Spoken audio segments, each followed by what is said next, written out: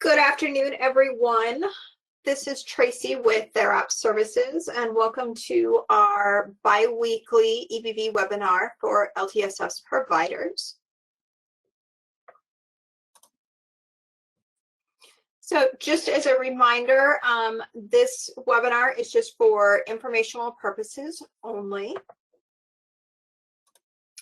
And then on this slide for our retention of rights, this just protects our intellectual property.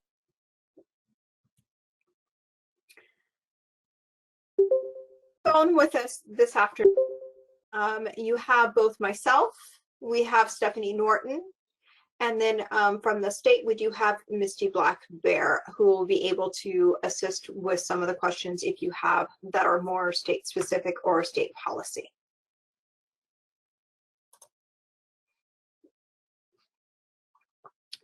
One of the first things we want to start with is we are going to be changing this meeting platform from a GoToWebinar to a Zoom webinar link.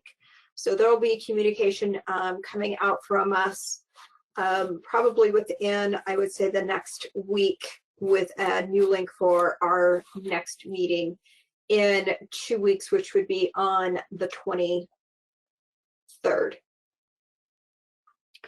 So do keep in mind that we are going to switch from that GoToWebinar to a Zoom webinar format.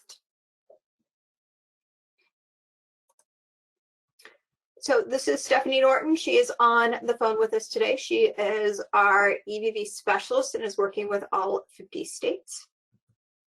This is myself, so I've been working with quite a few of you. And then on the phone with us also is Tony Ann, who is our actual billing specialist.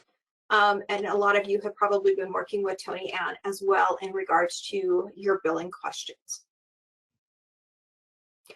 What I want to do is, before we kind of go through the workflow, is I want to do a quick poll and just kind of see what questions or what areas you have questions on today, so we can kind of focus on those areas that you have questions.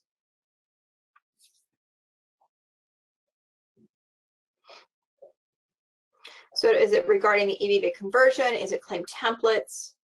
Is it sending EVV? Generating claims? If you have non-EVV billing questions as well, we are happy to answer those as well.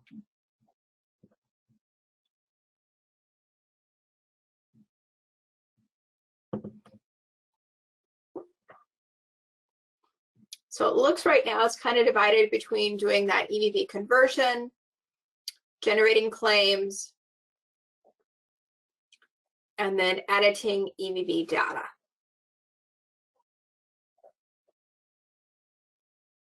So I'm just going to give it just a few more seconds. We've got about a third of everyone that is on here that has voted, so I just want to give it just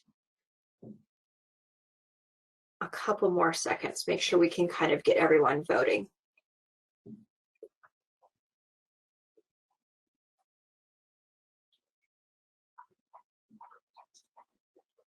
Okay, so let me go ahead. We just have a little bit under half that have voted. So here's the results.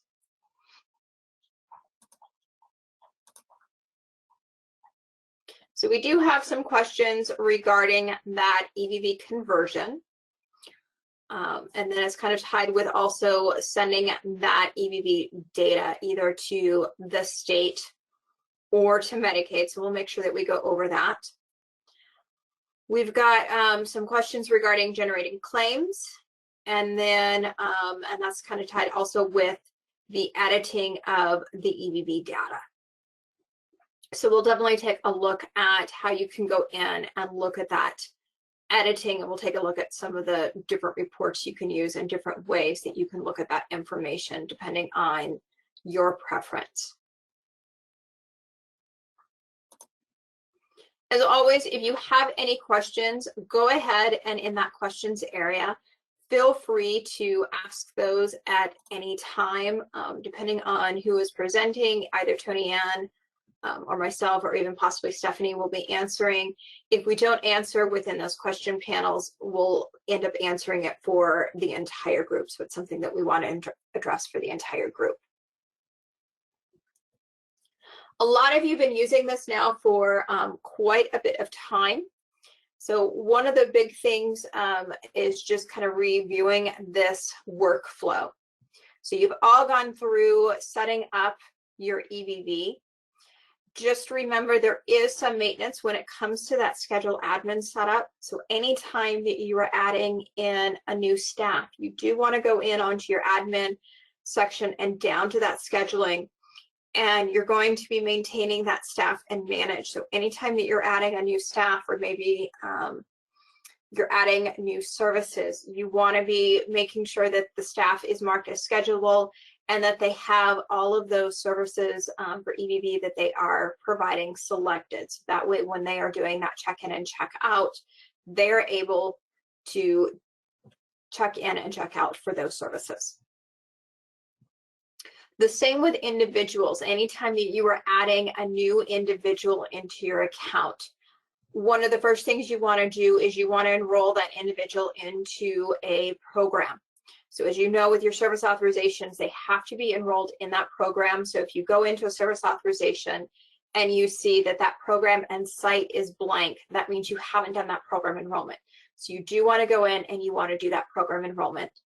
The other thing is, if they are receiving those EVV services, you want to make sure that you go in on that individual manage under the scheduling section on the admin tab and mark them as schedulable as well. The next step is users are completing that check-in and check-out. So hopefully for a lot of you, you are using either a mobile app, you're using, your staff is using a tablet, and that's how they are checking in and checking out. We are working on a process if you want to use a the fixed visit verification device, a policy of, or I shouldn't say a policy, but guidance on how you can request those devices. So your staff is going to want to be doing that check-in and check-out. Hopefully on a weekly basis, you have staff going in and reviewing all of that data. So they're looking for anything that is incomplete. There's no checkout, or maybe there's a checkout, but they've added comments saying, you know, I checked in at 2:15 p.m., but I actually got here at 2 p.m. So we need to change that check-in time that I put in and have it listed as 2 p.m. So at the same time that they're reviewing that data, they're also doing any edits as needed.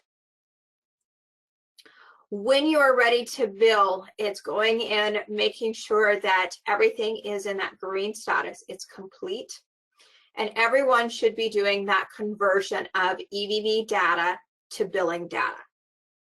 So whether you are importing your EVV information because you're using a third-party EVV vendor, or if you are using Therap's EVV, this step is critical.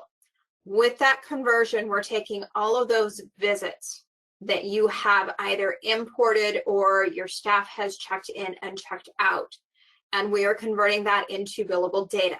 At the same time that we convert that into billing data, we are sending all of that information over to Medicaid. So this is how Medicaid is getting all of that EVV information, is when you are doing that billing conversion.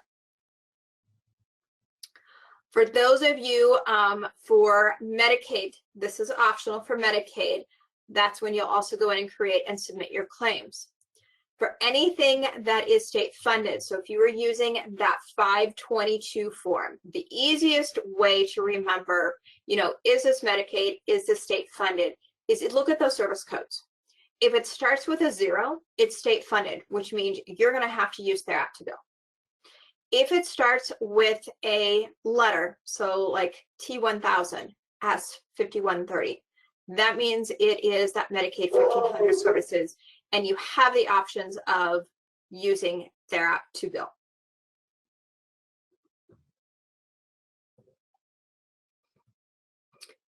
So let's go ahead and let me get into a Therap demo account.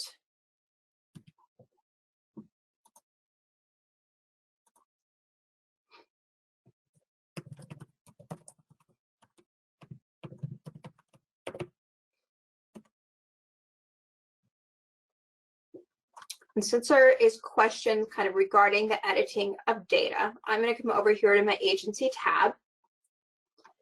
And I'm going to go to my schedule and just do a create and edit. And then be able to select, you know, what programs do I want to look at?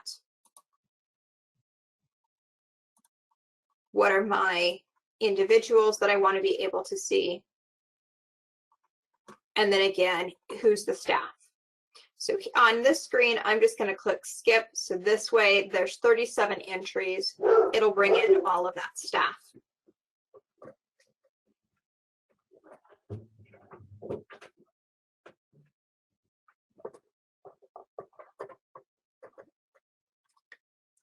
What I'm going to do here is I'm going to go ahead and I'm going to switch over to my month view.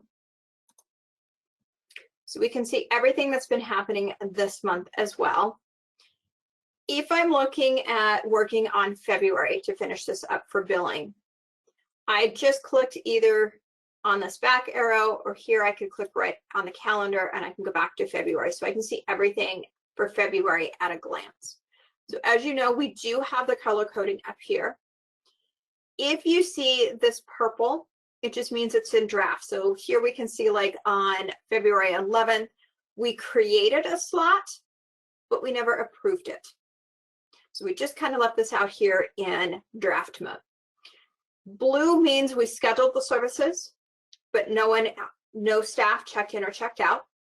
And what we're looking for are those completed slots. Those are green. That means that we have those services, we have the staff, we have the check-in and check-out. Anything that is in orange here just means that they checked in, but they didn't check out. So this is what we need to come in and edit before we do that billing conversion. The nice thing with the schedule is you have a lot of ways that you can manipulate it. So if you're comfortable just coming in and using the schedule view, you can come here into options and click on filter. So because I have all of these different individuals listed, now I can go back through and I can say, I just want to see Alexis. Maybe I just want to see Donald. If I'm looking for specific staff, I can say this is the staff that I just want to see that was doing all of this. So if I wanted to look at Nick Anderson and filter, it's just going to show me here's all of those slots for Nick Anderson. The nice thing is it's going to tell you right up here in blue, you have your scheduling grid on filter, and I can clear it. And then again, if I wanted to come back in and continue doing those filters, I can even come in and from the status, I can come in and say, I just want to see everything that's incomplete, anything that's in draft mode, all of these different options. So it gives you different options that you can come in and look at this.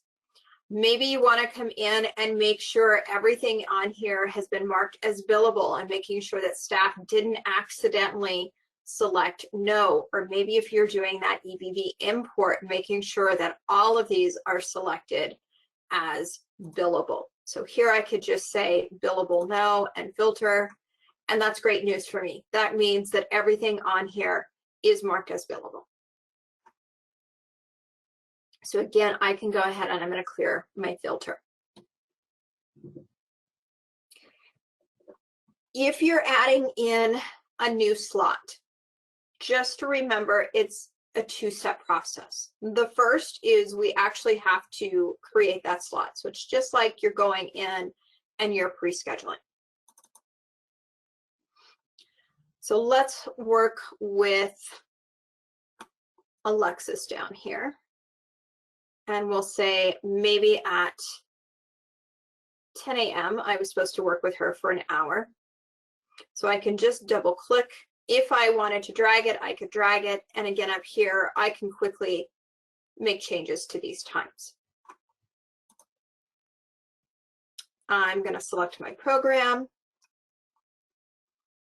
So believe with this one, we should have adult day.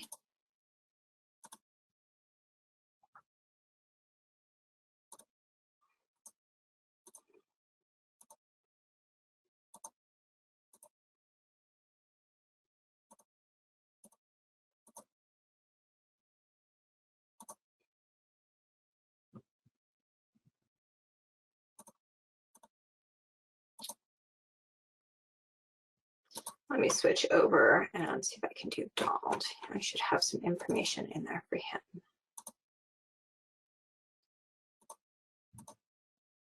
Okay, so maybe we're doing adult companion with Donald.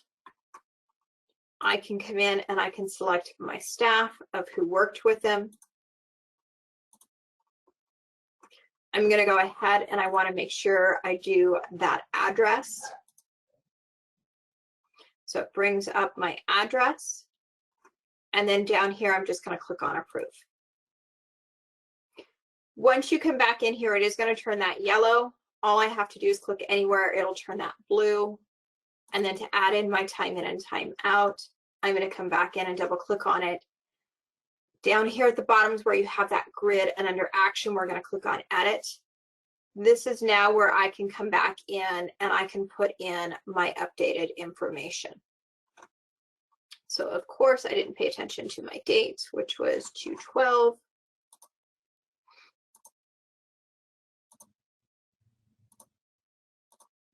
And then I can say, yes, I did work from 10 a.m. to 2/12. And I worked until 11 a.m. You're going to want to select your exception code. Why did you have to come in and manually do this? You really should be selecting a reason within this box. So just saying that this is a manual entry of EVV, it's pretty much a given that you're coming in and manually entering it. But what you want to be providing in here is, why is this a manual entry of EVV? Is it because staff forgot to check in and check out? Maybe up here, you know, the individual was not home and unavailable. Maybe there was no cell coverage or connectivity. So you want to be going in here and providing that. In this demo account, we have in here service not selected. So maybe they checked in and checked out, but they didn't select the service. So for this one, we'll just say staff forgot to check in and check out. Here in your description, you can provide more information. So if you want more backup internally as to why you're doing it, you can get very specific now. Why did they forget to check in and check out? Was there a phone issue? Maybe it was just they were slammed and just completely spaced it. Then I'm going to click on update. Here it wants me to go ahead and give that.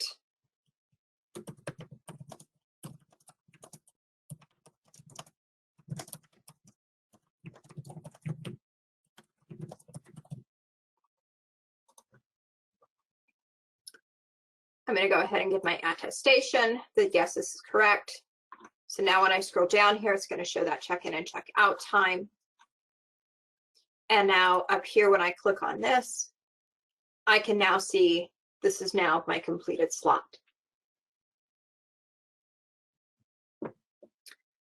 Let's say maybe on the day before, and this is what it would look like if your staff had not selected a service. So they do have the ability where they could go in and they could select a program.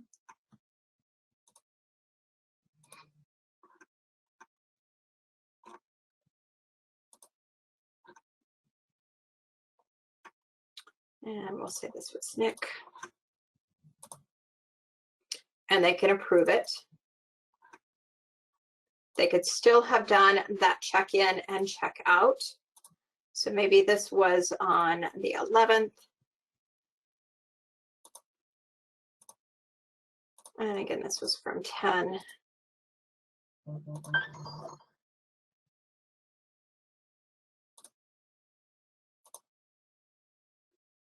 to 11 a.m.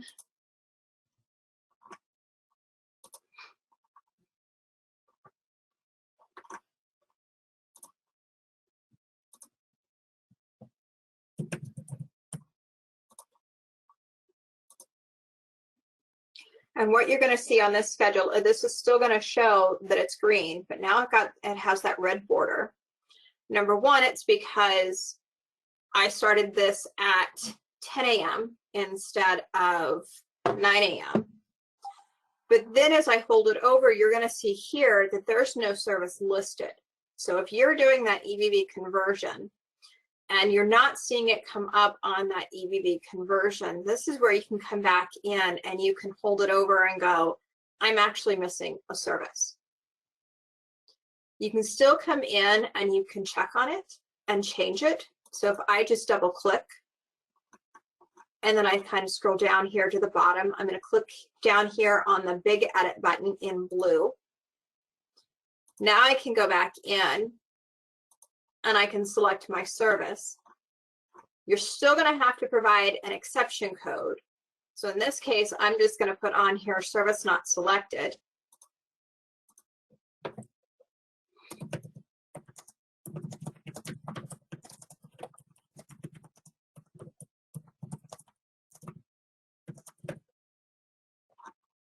And now I'm going to save it.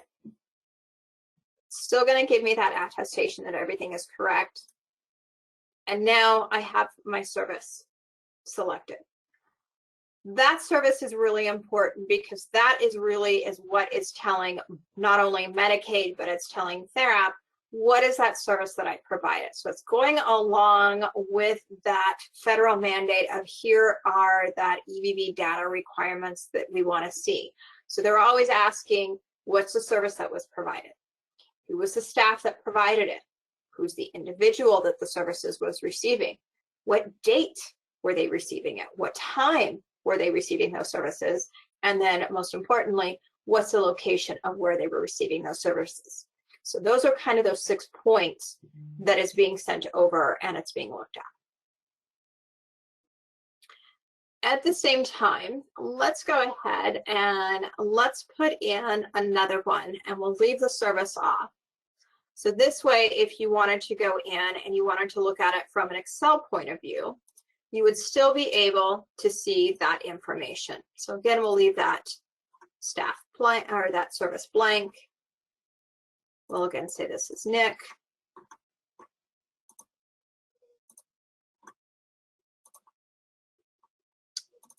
We'll approve it. We'll go back in and put our manual time in.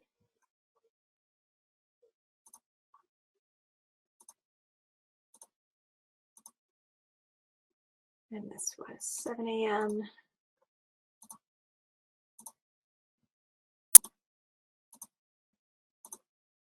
to 8 a.m.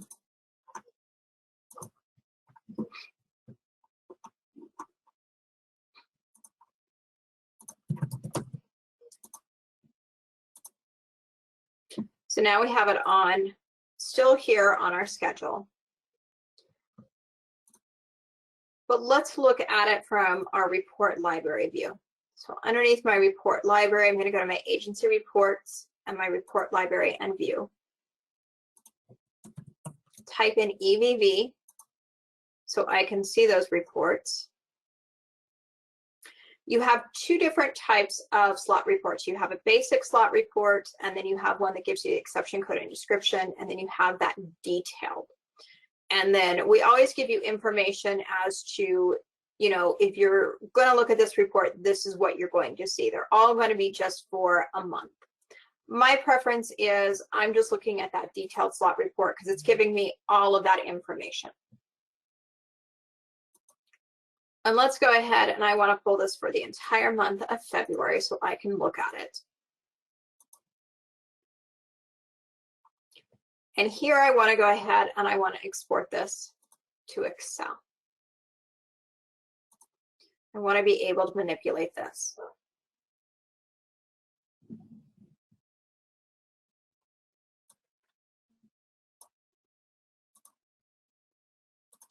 So the first thing that I do when I come in and I have it exported into Excel is cell A1 is automatically highlighted. So up here at the top, I'm just going to click on my filter. This way now you see that each one of these now has a drop down. So this is what's going to allow me to come in and really be able to say, I want to filter on this. So maybe I'm looking for blank service one descriptions. So you're going to see here, here's all of my different descriptions, and then I have one that's blank. So I can deselect all of it and just say I want to see blank. So I'm going to know immediately I've got one where service description is not even listed. And then I can still scroll over and see, do I have check-in and check-out information? So I do. I didn't have any staff that is compliant. So that compliance is when they do that actual check-in and check-out. But you can see that I did have someone go in and update that information. And again, just to remove it, I can go back in and select everything. So that's going to tell me I've got to make a change on my schedule. In addition, if it's easier for you, you can come in and start looking at here to see where am I missing my check-in and my check-out. So if I wanted to come into my check-in date, and again, you can see all of your different dates, and you've got one down here that says blanks. I can come in and look at those blanks. The nice thing about it, because I'm using the detailed with exceptions, is I'm going to be able to see immediately on this very top line, I don't have a check-in time or check-in date, and I don't have anything that's updated. So that tells me that this was never even checked in or checked out. So that's one that I can follow up on.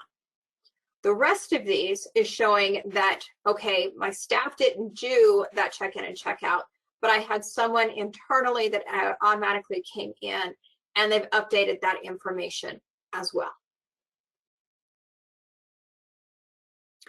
The other nice thing is you can filter on comments. So if it's easier that you know that you've trained your staff and they're using that check-in and check-out comments, right here on these two columns, I can filter to see if any comments were left. So if they checked in late, but they're asking you to update that check-in time, you can quickly filter on those comments and know here are the ones I'm going to have to go back in and I'm going to have to make changes on. And then here it's always going to show you, was self-check-in used? So if your staff is doing that self-check-in, it's definitely going to show, yep, this was a self-check-in. If not, it'll just say no. And that a lot of times means you either pre-scheduled or maybe it was a completely missed visit and you came back in and added it.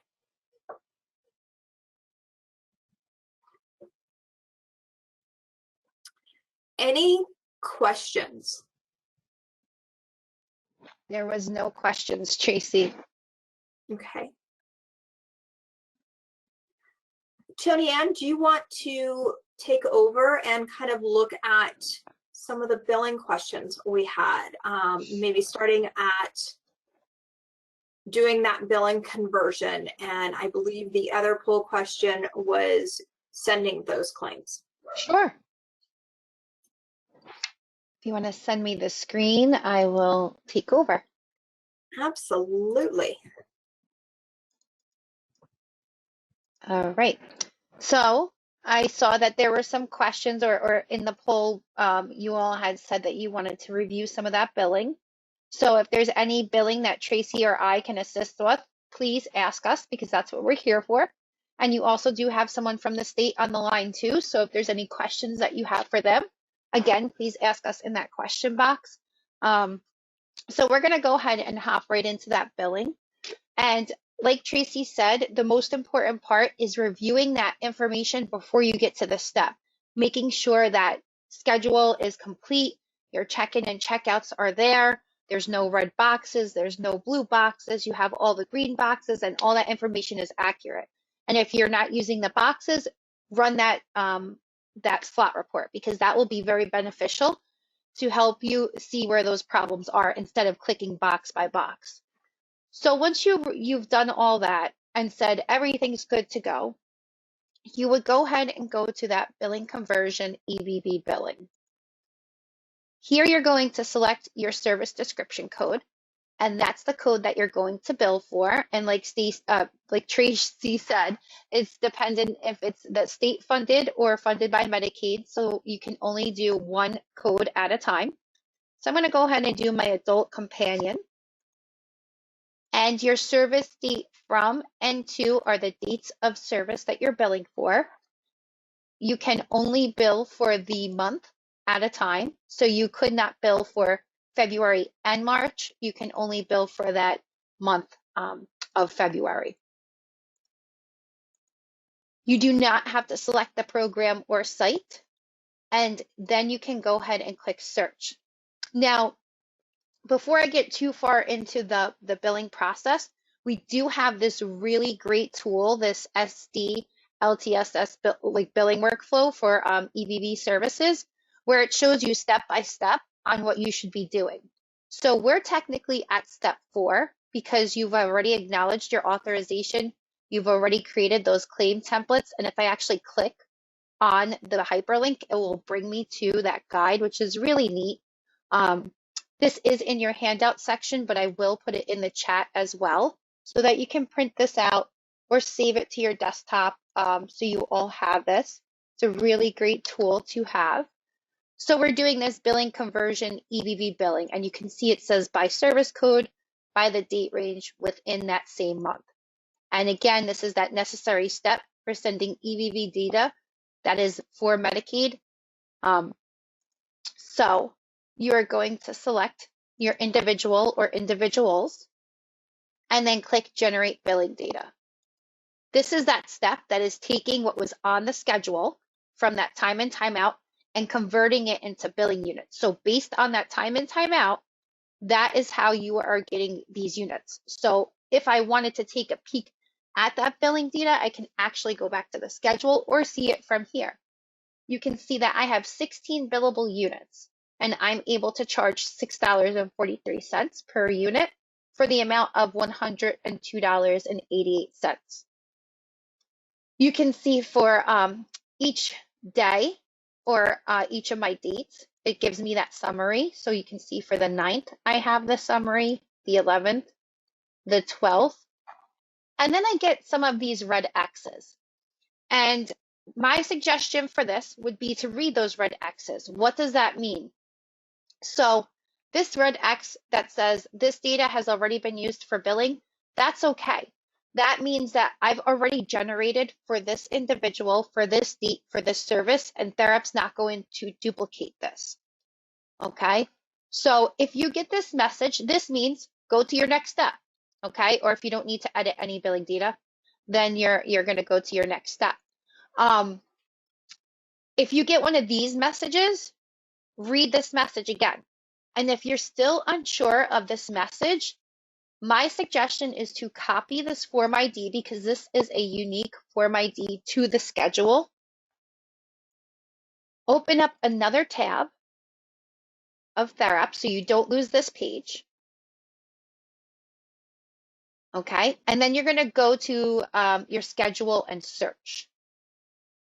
So I don't have schedule search on here. Oh, here it is. Sorry, it's usually somewhere else.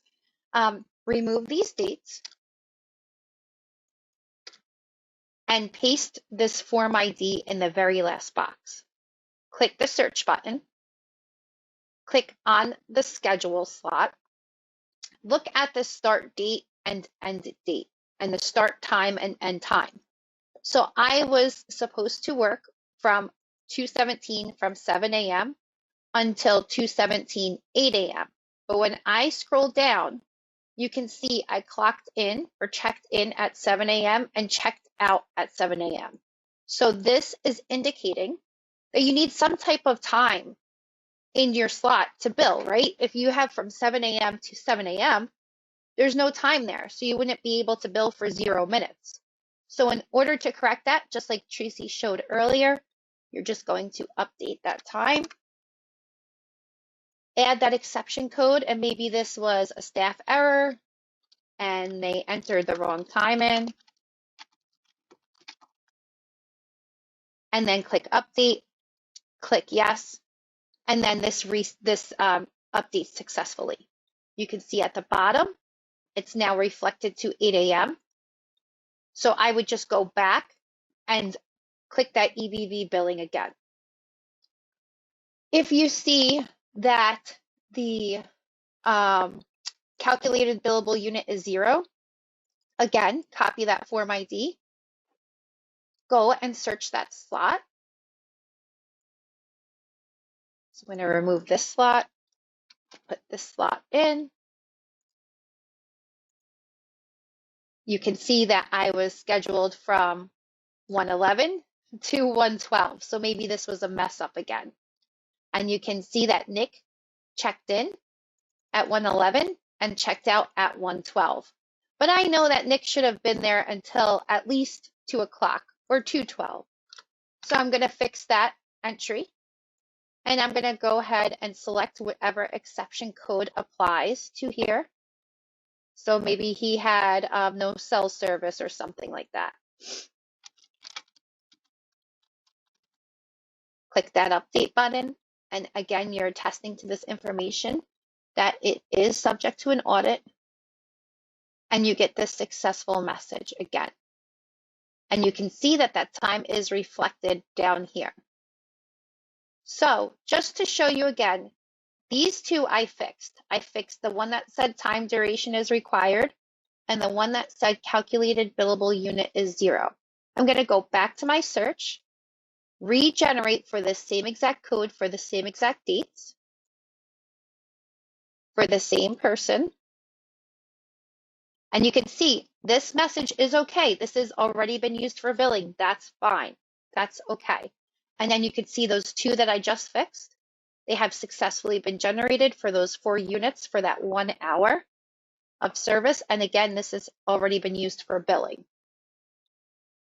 If you need to generate for any additional codes, let's say the other code I needed to generate for was chore services, just switch that code, keep those dates in there, search for your individual or individuals, click that generate billing, and you can see it's really easy just to switch in between those codes. Any questions, Tracy? I think I saw one pop up. Yes, it actually a good question. It's if we submit a claim that is over the approved units, will the approved unit amount still be approved and will just the amount that's over be denied? When billing was previously done outside of Therap, the amount was approved and any amount over would just be denied. I wanted to make sure the full amount won't be denied because some are coming back that the EVV amount doesn't match the authorized amount.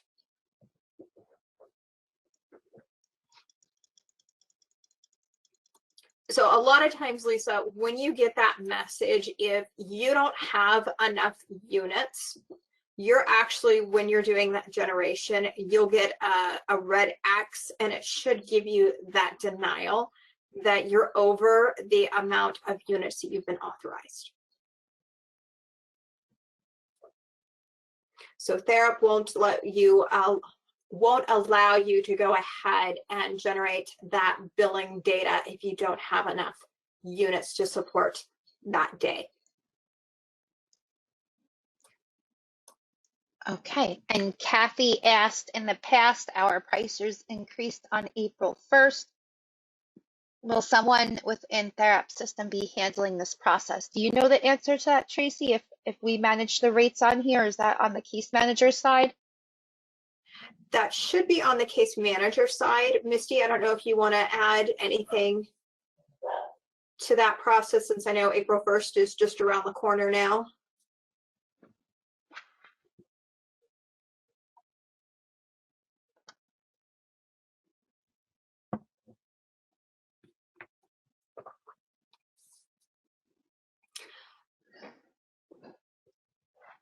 And oh yeah.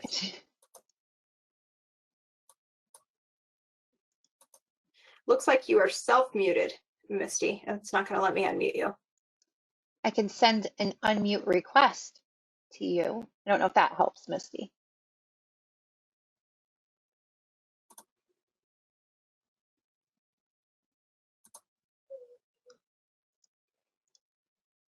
Let's see if I can do it this way. And while Tracy and Misty are figuring that out, if you do have anything that's incorrect, like if I think the question that came from Lisa, if she accidentally had too many units here and say it was 14 instead of 4 and she knows it should have been 4, you can actually click on this hyperlink, and I did click it, but I'll click it again. And if you go down to the very bottom, you can actually update your total billable units here to reflect the correct amount that it should be. If you needed to make it maybe 10, or if it needed to be 2, you just need to add a comment here that for that reason of updating those units. And then you also need to do that in the scheduling module as well. So I don't know if that's anybody has faced that, but that's how you would go ahead and do that. And then Lisa said, so it will tell us what the claim is over.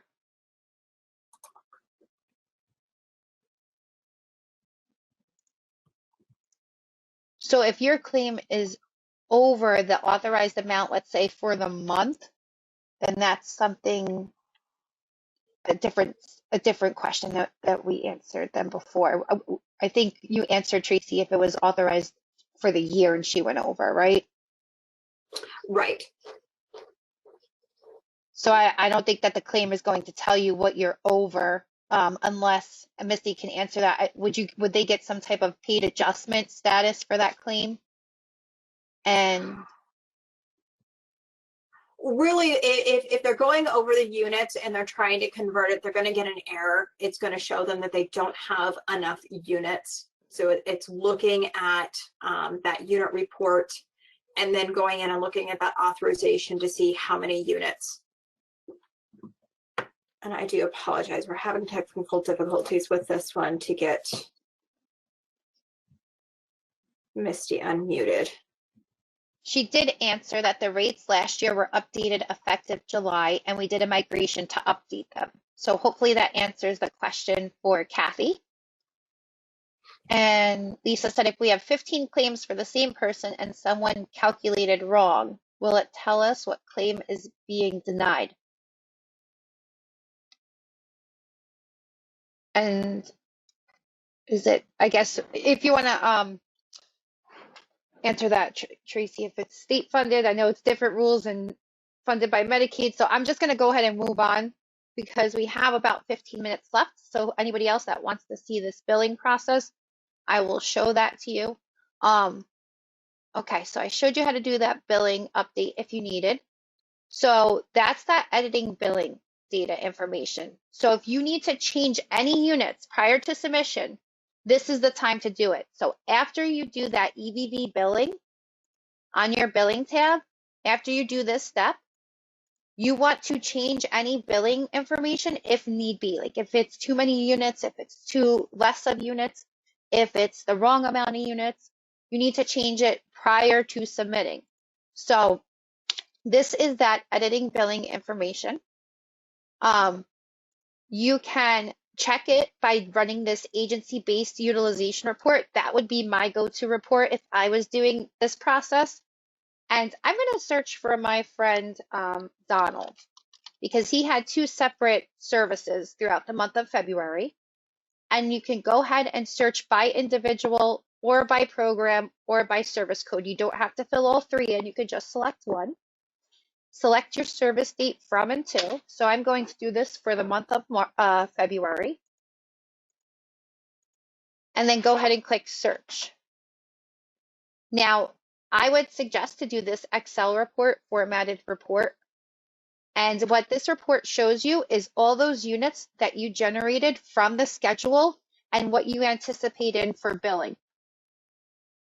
So you can see for Donald that from the 1st until the 3rd, there are no units. And then on the 4th, there's 16 units. And then the 5th, 6th, 7th, 8th, there's no units. So if you have blanks here and you anticipate to give Donald services every single day, you should go back and check out that schedule and see if there's maybe no slot there. Maybe there wasn't a checkout, like Tracy was showing that there was a check-in, but there wasn't a checkout. This is pretty much showing you prior to billing what this is anticipating for your units. It also breaks it down by your service code, so you can see this is for adult companion, and then this one's for your chore services. in column AF, it shows you how many units were used total for the month and how much dollar amount you're expecting. So if you're expecting, let's say $500 for this service and it only has $263, then this is something you need to go back and look at prior to going to the next step, because you want all of this information to be accurate and correct prior to doing that. So if you had any questions on this report, let us know, but that is the agency-based utilization report. After that is done, you would go ahead and do that create claim process. So again, you're going to go to that professional claim, new using template, select your service description code. So you can either type it in or you can select it from your list. So I'm going to go ahead and type it in because to me that's just easier.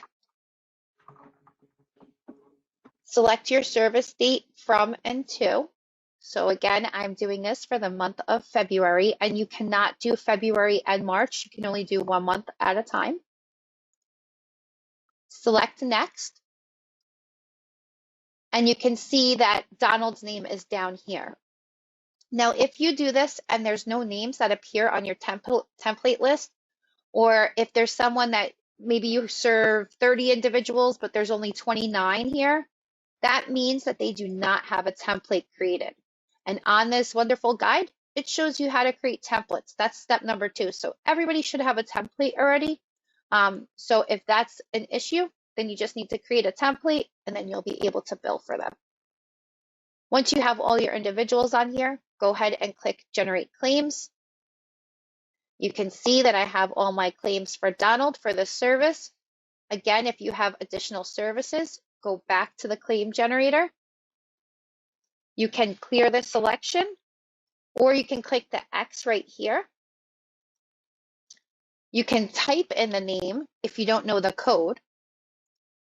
And then when you change the service, you do need to reset it by clicking Next. So if I was to just click Generate Claims, I'm going to get this warning message from Therap that says I didn't click this Next button. So read these messages because these are really a crucial part to the billing process if you get any of these error messages, and it will kind of help you troubleshoot. So go ahead and click that Next button to kind of refresh your list, and then select your individuals and click Generate Claims. You can see I only had 1 for that service, but that's okay. After you have done that creating claims, the next part is to submit the claim. So you're going to actually send the claim to South Dakota Medicaid. When you did that claim, what you did is you put that information from the EVV billing, that time, and let me show you what it looks like real fast. I went a little too fast, so you can see what a claim looks like, what the claims look like. So you can see that this is South Dakota Medicaid. It's for Donald. I can see here that he does not have a Medicaid number, so I'm not going to be able to send the claim.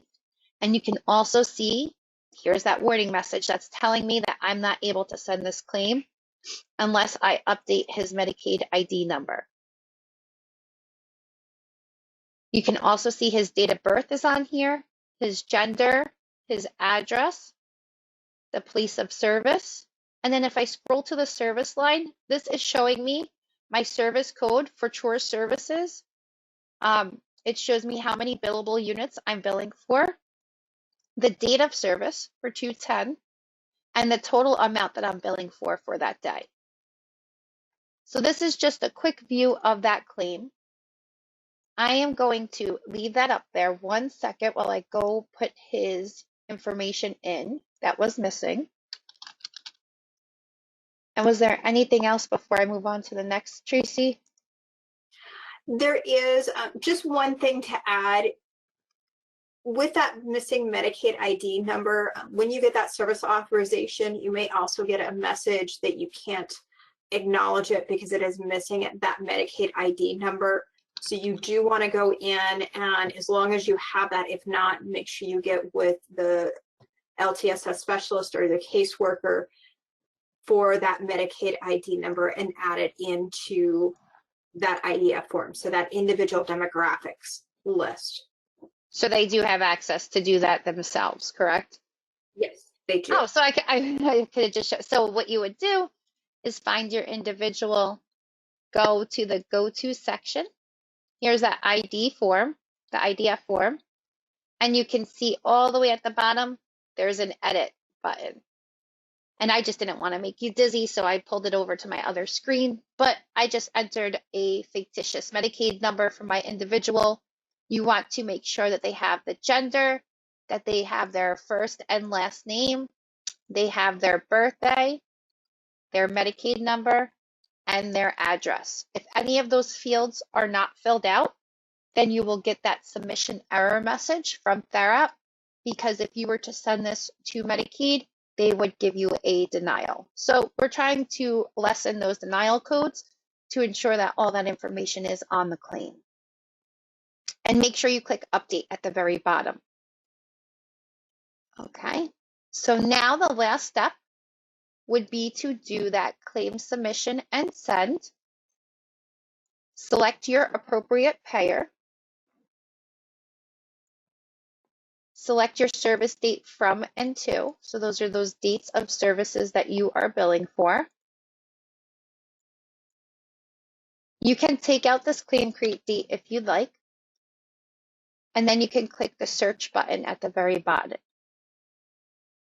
So this shows me all of my claims that are waiting to be sent. So these are called a billable status. And I had a list of statuses for state-funded services and for the Medicaid services. So this billable status means that you did not click the send button yet.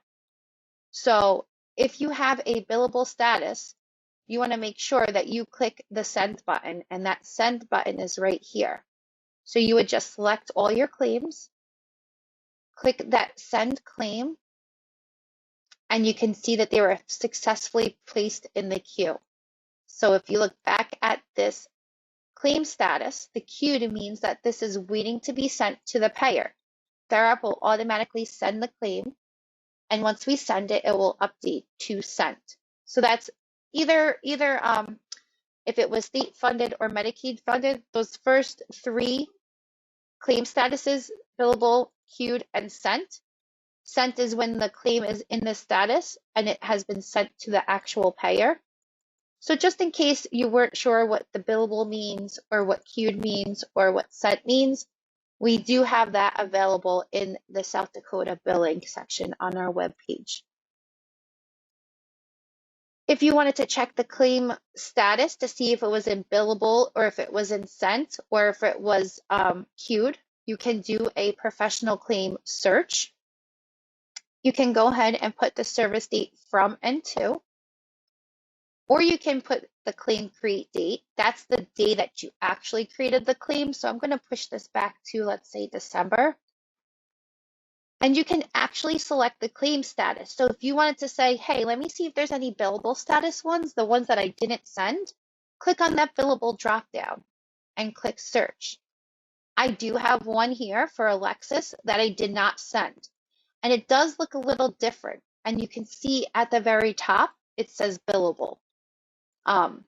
If I wanted to go back one, and if you left this blank, if I had no option selected, it's going to show me all of the claims that I created since December 1st, no matter what status they are. So if this is left blank, you're going to see more results. But if you want to drill it down to see what was sent to what was queued, you can do that as well. So if I show you what was everything from December 1st, you can see I have a couple of queued statuses. I have a paid one, and I have a denied one. So there's a couple of different ones in here. These I manually updated. We don't actually send out claims in this account because it's fictitious information, but we just want to show you the different statuses that are there that you can see. Were there any questions in the last couple of minutes? that we One didn't quick get? question is, Sure. when you were showing that utilization report, the question was, how do we get the monthly auth units field to show the amount? So I So don't, yeah, I don't think that's not an option because that's actually located in the service authorization. And I believe in South Dakota, that part is not filled out, right, Tracy? yes, I believe that's correct. Yep.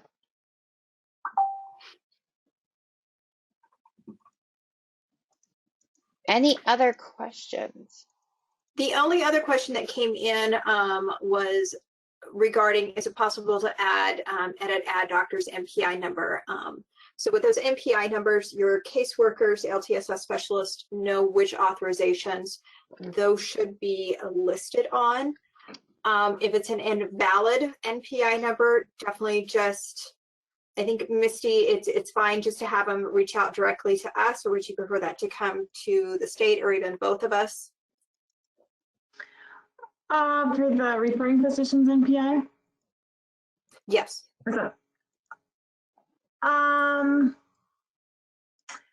I can't recall if, though, I don't think those are editable. So yeah, it would probably need to go to both. That might be another situation. You know, if there's EVV data that we would just need to update that on the existing authorization. But we have had some requests for referring physicians NPI, and like Tracy just mentioned, there's only a couple of services that require those. So if that's a blank field on your authorization, it means that it's not required on the Medicaid side and we're not going to provide it to you. You would need to determine, like for medical equipment, more than likely, you would need to determine the referring physician's MPI if you think you need it for whatever reason, like from a prescription. But we will give you the referring physician's MPI if you need it.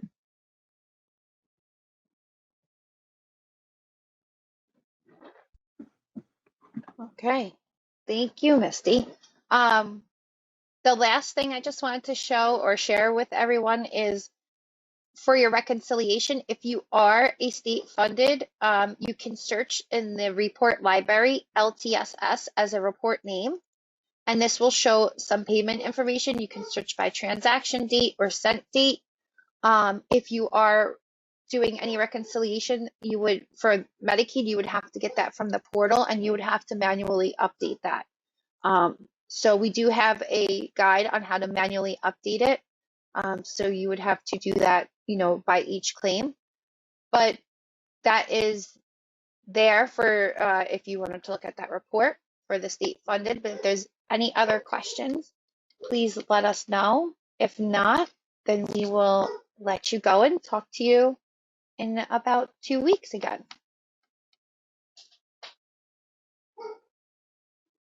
Is it? Where do we find this work? Okay, Kathy, I'm going to paste it into the chat, and it's also in the message handout, and I will send it to you in the questions. And it's also on our website too. So there's a couple different spots that you can find it from. So hopefully you got it from one of those places. Well, thank you everybody for joining us. And if you need anything, you can also reach out to the email alias and email us any questions that you may have. And I hope you all have a wonderful rest of your day. Thank you, everyone. We'll talk to you in 2 weeks. Bye.